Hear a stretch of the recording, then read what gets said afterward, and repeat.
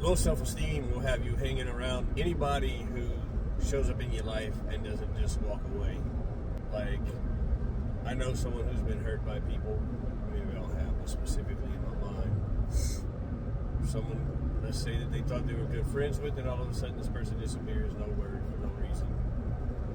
And sees them later, years later, and the person acts like nothing ever happened and passed and just said hi or whatever. Never said another word to them. So after that, a predator shows up. And by predator, I mean a person who has no good intentions and sees that this person needs friendship in their life. Well, they literally show up and like, hey, I'm your friend. And this person who has low self-esteem is like, oh, cool. So this person's willing to be my friend.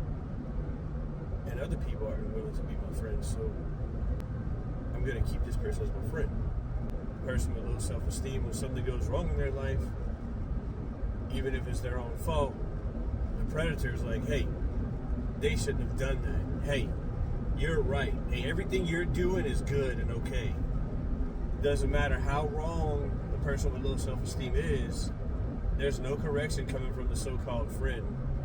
And the predator will let people in their lives destroy themselves so long as they continue to benefit from the friendship, because the person with low self-esteem is probably a nice person and is probably as generous as they can be. So the predator will continue to get everything they can from this person and never actually go out of their way to help anyone. Although they appear to be helping in certain situations by giving advice or whatever small things they may do, spend a little money here or there that doesn't actually inconvenience them in any way. Whereas a person who's a real friend would be like, hey, you're having marriage problems because you're treating your spouse wrong. You're doing this thing wrong. Or, hey, you and your spouse are fighting and you need to really have some serious conversations with them and get together and see what y'all can do to find a solution if there is one. Whereas a predator would be like, hey, you're fighting with your spouse because they are wrong. They're the problem. And so no solution will ever be found. Whereas a person with low self-esteem will have hopes and dreams like all of us do, and they don't have enough self-esteem to start to chase after their own dreams. And the person that's the predator is like, hey, that's cool. Look, nobody really lives out their dreams pretty much anyway. You got to be lucky and born with a silver spoon in your mouth to be able to live out your dreams. Whereas the real friend would be like, hey, this is what you need to do to start getting towards your goals. Or let's just say you want to lose weight. Well, the predator's like, oh, it's fine. You don't need to lose weight. You just be happy the way you are. And don't listen to people telling you to change. Whereas the real friend's like, hey, actually, I know that being overweight or obese is unhealthy, and trying to help you get better because I want to see you live a longer, healthier life. The person who's giving real advice starts to look like an enemy to the one with low self-esteem because they have the predator in their ear telling them they don't need to do anything to better themselves.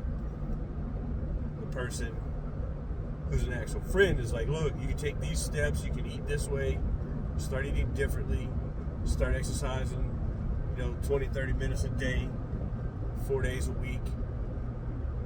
And all of this good advice from an actual friend starts to sound like hatred, because the predator is in the ears of the person with low self-esteem who doesn't even believe in themselves enough to make a positive change in their life.